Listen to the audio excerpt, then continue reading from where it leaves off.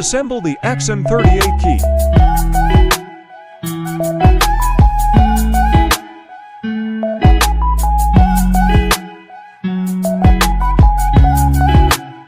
Put the battery into the keyboard.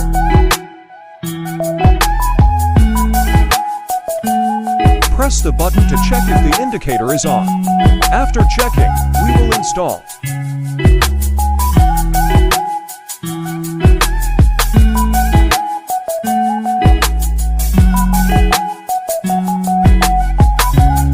Next, we use it with KeyTool Max Pro. Click Remote Program.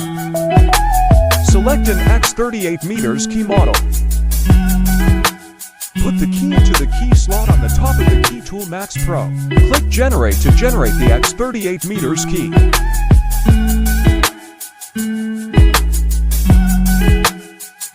Finally, let's identify the key again.